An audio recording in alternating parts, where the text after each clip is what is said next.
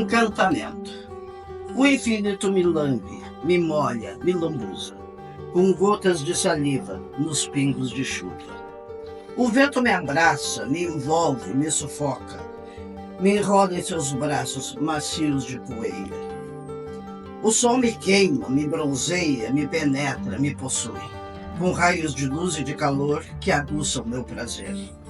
O ar me inebria, me acaricia, desalinha meus cabelos, me dá um gozo enorme de arrepiar os pelos. Tanto encantamento, despudor e pureza estão em mim plantados. Eu sou a natureza.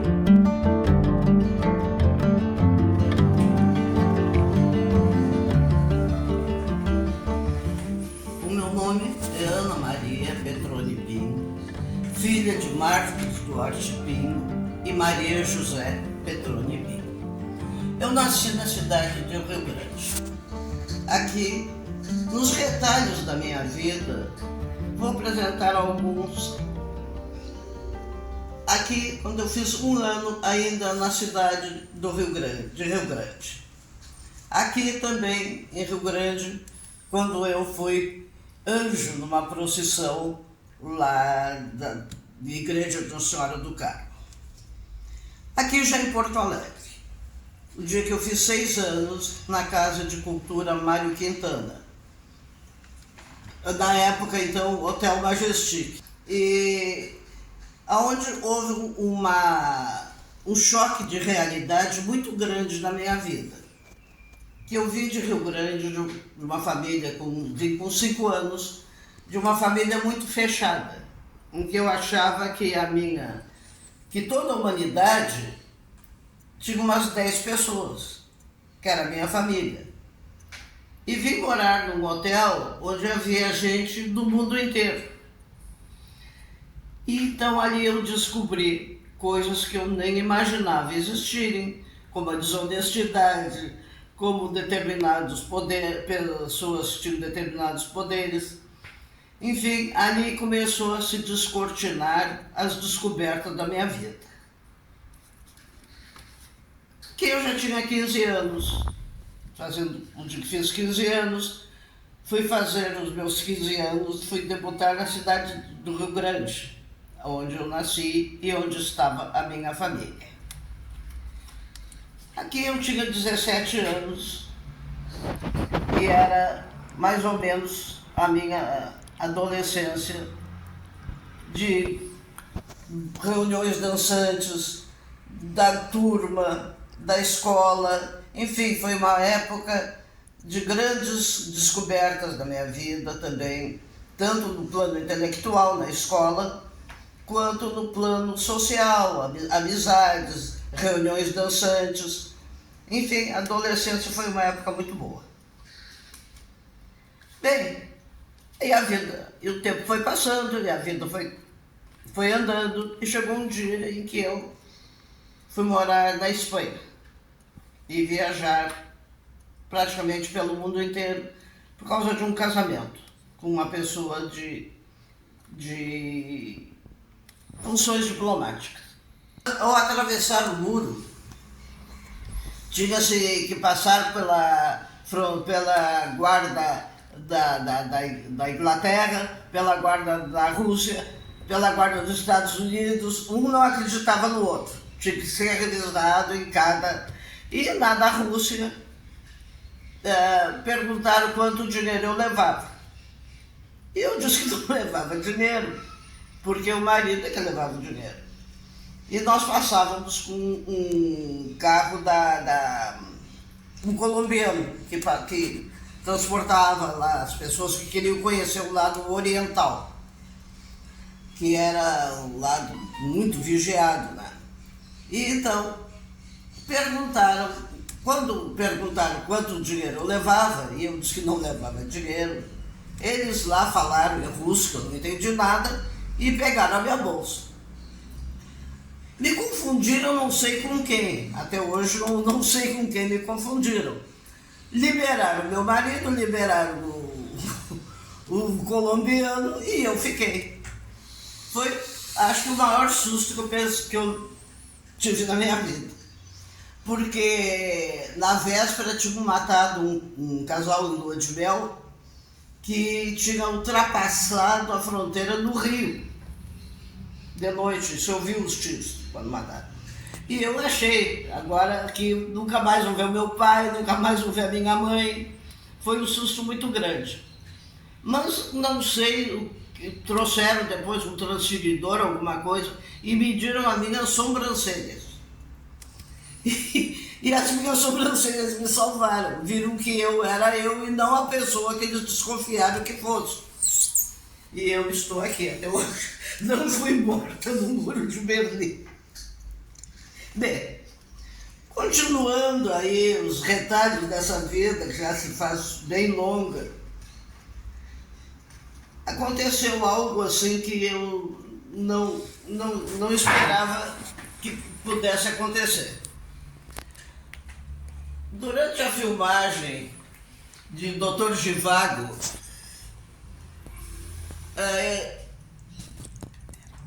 foram convidadas várias pessoas das diversas embaixadas.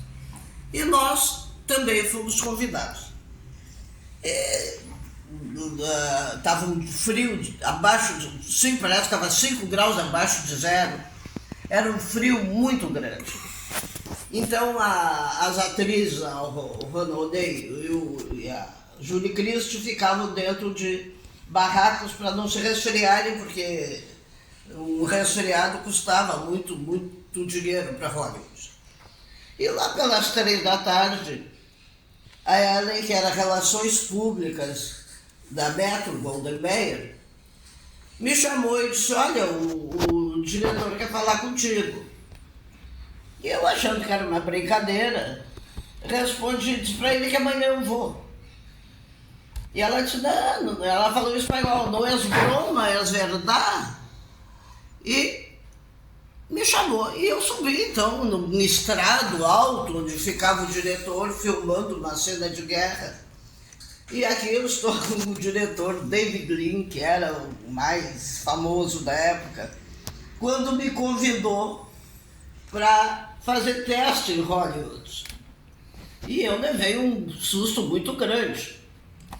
20 anos, casada, e foi outro susto.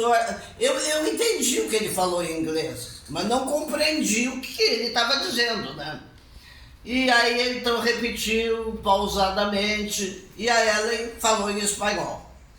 Aí eu expliquei que não tinha nenhuma experiência artística, não tinha dotes artísticos, era casada, tinha que voltar para o Brasil, e ele insistiu.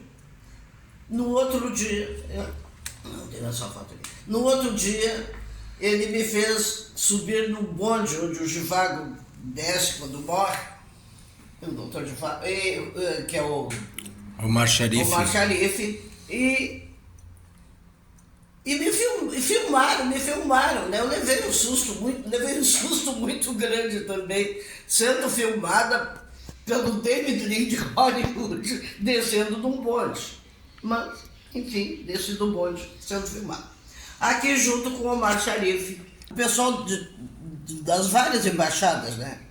E eu estou ali ao lado do Omar Sharif, que tem que dizer que era de uma simplicidade, de uma cordialidade impressionante para a pessoa com a fama que ele tinha. Mas estava o filhinho dele também. E um fato assim que nos deixou muito surpresas, que ele estava muito triste, porque iria assinar o divórcio dele no outro dia. E eu e até a da Embaixada do México, a Consuelito, era muito querida, nós ficamos assim: como é que um homem assim que é desejado pelas mulheres quase do mundo inteiro, porque era o homem mais lindo que eu já vi, que o homem era muito lindo mesmo. Está triste pelo divórcio, mas ele estava bem abatido. Então até a vida particular do Omar Sharif, a gente participou um pouquinho. Foi filmado em Toledo, na Espanha. Parece que a Rússia é para parecer a Rússia, mas Era Toledo. Eu estava com frio da Rússia que fazia naquele dia. E, bem, fiquei alguns anos morando na Espanha. Voltei para o Brasil, fui morar no Rio. Voltei para Porto Alegre, já então separado. E fui, então, viver mais a vida acadêmica, né? Fiz duas faculdades, aqui tem psicologia, aqui direito. Bem, sempre a literatura começou quando eu tinha 7 anos de idade. O meu pai me dava muitos livros, lia para mim, me fazia ouvir ópera para ter um gosto musical apurado. E eu não queria ser criança. Eu queria ser tratada como adulto. E, naturalmente, me tratavam como criança. Então, um dia o meu pai leu aquela poesia do Alceu Ramose, Duas Almas. Ó tu que vens de longe, ó tu que vens cansada, entra nesse lar, encontrarás carinho. A poesia realmente é muito linda. E o meu pai me disse, filha, vê que coisa linda. E eu vi que o meu pai realmente vibrou com aquela poesia. Aí eu pensei, é isso que eu tenho que fazer para que me respeitem como adulta e me tratem como adulta. Então eu fiz uma poesia, não vou dizer que foi um plágio, também eu tinha 7 anos, mas foi muito em cima da poesia do Alceu Ramose. E a poesia do Alceu Ramose terminava assim, levarás contigo uma saudade minha, deixarás comigo uma saudade tua. E a minha terminava assim, levarás contigo meu olhar, deixarás comigo o teu olhar. Bom, fez sucesso a poesia, mas a professora se deslumbrou. Como é que uma criança de 7 anos entende a importância do olhar? Eu não sei se eu entendia, mas de qualquer maneira fez muito sucesso. E aí eu comecei, então é por aí, né? Aí escrevia sempre. Depois tem ali comecei a publicar em jornal, tem ali jornais, Zero Hora, o Jornal de Rio Grande, Jornal do Comércio, muito tempo Jornal do Comércio. Mas ficava sempre assim, até que um dia, na Feira do Livro, me apresentaram a Gislaine e o Wilson. E a Gislaine viu um conto meu e falou que daria para um filme, que daria para fazer um filme daquele conto. Era um conto que tinha tirado o primeiro lugar no Jornal de Rio Grande. E aí mostrou para o Wilson. Eles acharam que daria um filme e fizeram um filme, Uma Festa para a Suzana. E até a Gislaine ganhou um prêmio de roteirista, muito merecido, porque o subtítulo do conto é A Solidão em Estado Puro. É Uma Festa para a Suzana, a solidão em estado puro. E eu achei que filmar uma solidão era uma coisa impossível. Mas ela conseguiu, eles conseguiram. E então, através deles, eu comecei a conhecer mais gente e aqueles foram me convidando para outras coisas. Então, são os meus padrinhos literários. O meu primeiro livro, Crenças e Descrenças, Verdades e Mentiras, a Gislaine me disse que levasse para o editor que tinha coisas muito boas. E eu telefonei, marquei uma hora lá com o editor e ele marcou, agendamos o horário, só que eu não cheguei lá e não estava. E depois ele, quando chegou, foi atender um outro escritor que escrevia livros espíritas, que era o que vendia mais, e eu deixei lá as minhas coisas, né? 3 ou 4 dias depois ele me telefonou, mas temos que fazer um livro, mas o trabalho é muito bom. E esgotou. Na Feira do Livro fiquei com 1 ou 2. foi realmente surpreendente. E foi uma alegria para mim autografar na Feira do Livro. E aí fui conhecendo outras pessoas que foram me convidando para outras coisas. Então veio o segundo livro, que é Caminho das Descobertas. Esse Caminho das Descobertas fala nas descobertas que eu tive pela vida, e foram muitas, mas que começaram no Hotel Majestic, hoje Casa de Cultura, onde me convidaram então para lançar o livro lá na Casa de Cultura. No lugar onde eu morei, o apartamento onde eu morei, e onde fiz 6 anos, hoje é alguma coisa de cinema, eu não sei exatamente o que é, mas eles tiveram a gentileza de retirar tudo e fazerem o coquetel exatamente no lugar onde eu fiz os 6 anos.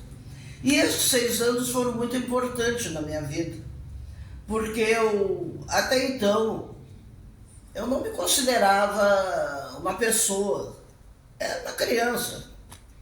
E nesse aniversário que foi a minha família e o hotel também me fez a festa de 6 anos, e foram muitos hóspedes, gente da Argentina, gente dos Estados Unidos, era um hóspede de fora.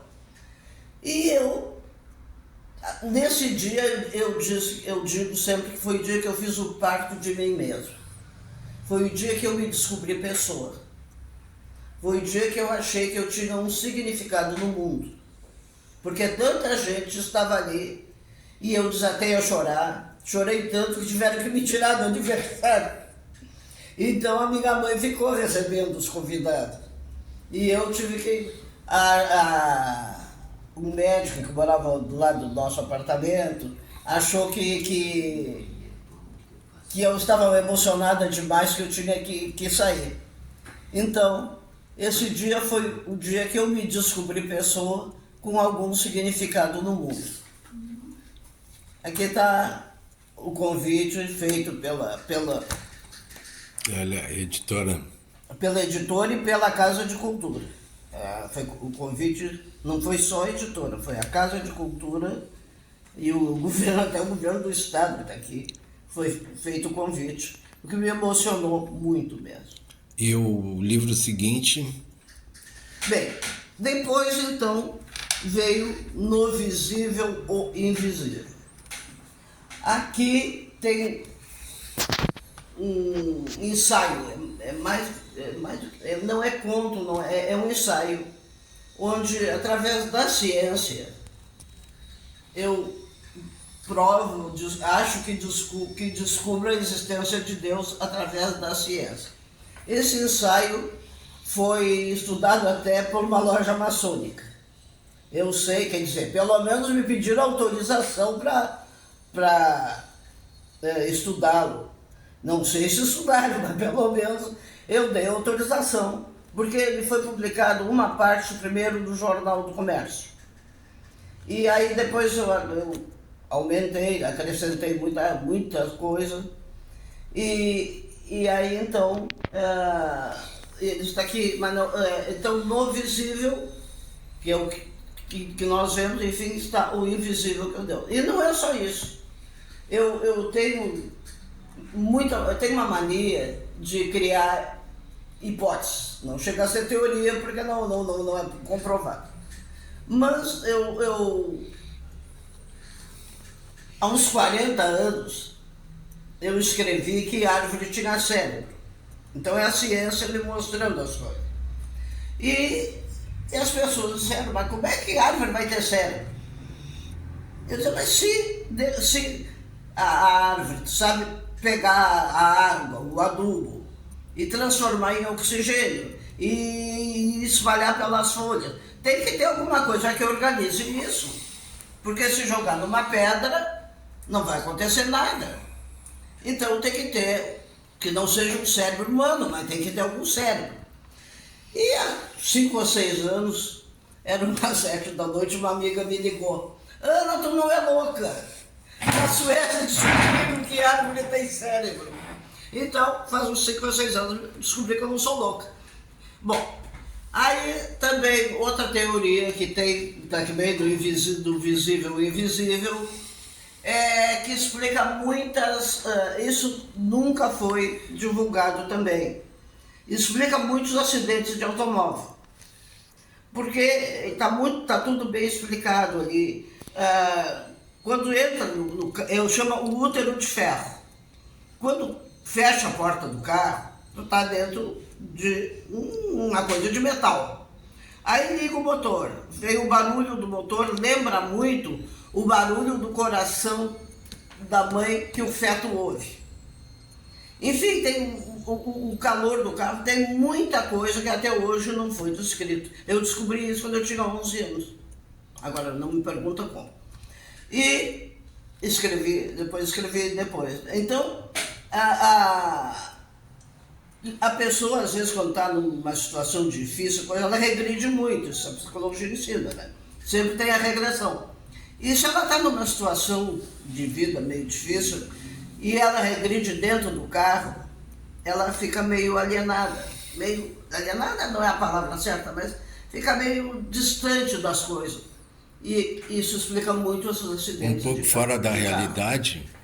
Não fora, ela regride para fugir daquele momento difícil. Então ela vai voltar lá para a infância, lá para aquele período que foi bom. E isso, a pessoa se distrai, isso explica muitos acidentes de carro. Outra coisa que esse eu tenho uma mágoa muito grande, mas muito grande mesmo. Síndrome da despedida. Síndrome da despedida é um mecanismo de defesa que ninguém tinha descrito. Eu fui a primeira que descrevi, porque eu trabalhava no gabinete de psicologia e orientação educacional de uma escola, durante a manhã. E eu fui contratada para distensionar as alunas do 3º ano do magistério, porque diziam eles que os professores, e até o gabinete mesmo de psicologia e orientação, que o estágio deixava as meninas muito emocionalmente perturbadas e medrosas e ansiosas. Então tinha que e eu fui para isso, para fazer esse trabalho. Mas também eu fazia esse trabalho 2 vezes por semana com as estagiárias do magistério. E de tarde eu ia para o meu escritório de advocacia, onde eu tratava com muitos separandos e divorcianos. E o que diziam as alunas da manhã era exatamente o que diziam os separandos e divorcianos à tarde. Eu queria dormir hoje e acordar no dia da formatura. Aí de tarde, eu queria dormir hoje e acordar no dia da sentença final. Eu não aguento mais viver com essa... Eu não aguento mais... Olha, mudava só o lugar, porque o sentimento era o mesmo. E aí eu fui pesquisar. Pesquisei e escrevi a síndrome da despedida. É o sintoma de quem está saindo de uma situação estável para uma situação nova. Como dizia o Ivan Lins, começar de novo. Então, eu estudei, pesquisei bastante e escrevi a síndrome da despedida. Foi publicado na 0 Hora. Eu fui na TV, era TV Guaíba na época. Fui na TV Guaíba, do programa Marley Soares. Enfim, a 0 Hora publicou uma página inteira no domingo.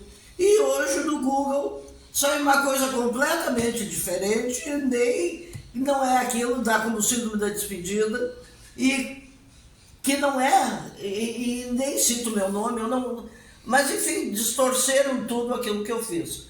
E foi muito pesquisado, isso é um orgulho e uma frustração na minha vida, a síndrome da despedida. Bem, também é alguma coisa que também é o invisível que faz com que a pessoa apresente um comportamento visível, mas que o invisível... E está também o invisível, que é o inconsciente, que é, segundo Freud, é a grande parte do iceberg, que também é invisível. Então, realmente, bom, agora já é nesse outro livro aqui. Enfim, aqui tem muitas provas de que o invisível é que faz com que o nosso comportamento visível seja de determinada maneira. Bom, depois vem então Um Piano na Madrugada. Este livro está fazendo tem recebido muitos elogios desse livro. Um Piano na Madrugada, ele não distribui melodias românticas, não. Ele é a consciência. Ele retrata um prédio com 10 unidades antigas, é um prédio antigo, unidades grandes, onde de noite tem uma pessoa, uma velha, que toca piano. E cada um dos outros 9 moradores, cada um tem um grande problema de consciência. Ou vai trair um amigo, ou vai vender apartamentos que não existem, ou tem 2 filhos, um não é do marido. Enfim, cada um tem o seu drama de consciência. Ou não cuidou da mãe que adotou e que fez.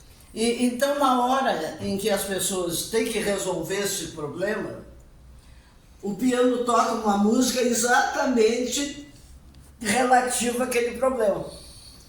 Então, por exemplo, um que vai trair o patrão lá, que foi quem arrumou a vida dele, então ela toca Amigos para Sempre. Então, é sempre uma música que diz respeito àquela situação de que a pessoa está vivendo e está angustiada com ela. Então, um toma Rivotril, outro toma 2 garrafas de vinho, e uma fuma maconha. Cada um procura a maneira de distensionar. E quando eles conseguem dormir com o remédio, com a maconha, com a bebida, lá o que seja, cada um é uma coisa, a velha toca piano. É a consciência que não deixa ninguém dormir. Novamente, o invisível está determinando. E outra coisa aqui que também chamou muita atenção é que nós obedecemos, todos nós, a humanidade inteira, obedece a coisas que nunca viu. A pessoa tem que obedecer à lei. Mas aí é pela esperança ou pela fé? Nem esperança nem fé. É obrigação. Tem a fé também, é a esperança. Mas, por exemplo, todo mundo tem que trabalhar 8 horas. Alguém já viu 1 hora? Ninguém. Já viu 8? Ninguém. A pessoa tem que obedecer à lei. Eu trabalhei anos e anos com a lei, mas nunca vi a lei. Vi artigos de código, mas a lei eu nunca vi. E todo mundo tem que obedecer à lei. Todo mundo quer liberdade. É capaz de dar a vida pela liberdade. Alguém já viu a liberdade? E por aí vai. Então é bastante o livro, muita parte do livro aqui é sobre como nós somos submissos a nós mesmos, ao que nós criamos. Claro, aí não vou nem falar em alma e fé, porque aí eu já ultrapasso o meu conhecimento, né? E já não é grande, ainda em alma e coisa, aí não dá. Lá ele não chega.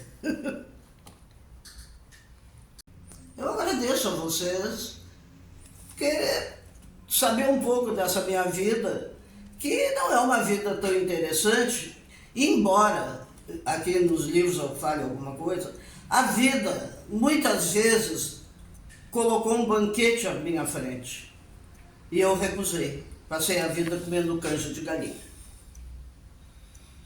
E isso te fez feliz? Isso te fez feliz, a canja de galinha?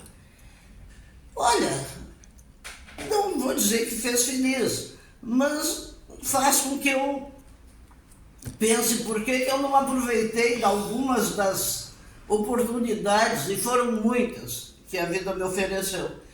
Tive sucesso profissional, não posso dizer que não. Sou laureada numa faculdade, fui assessora jurídica do município, onde criaram uma lei com o meu nome para que poder me levar para um lugar. Enfim, no plano intelectual eu sempre tive sucesso, tive grandes satisfações. Para encerrar, a felicidade também é outra coisa invisível. Também é invisível. Nós procuramos a felicidade, mas nunca vimos a felicidade. Tudo que nós buscamos, amor, felicidade, nunca vimos. Obedecemos, a nossa obediência no mundo todo é coisas que nós nunca vimos. E nunca nos damos conta disso, que obedecemos ao invisível.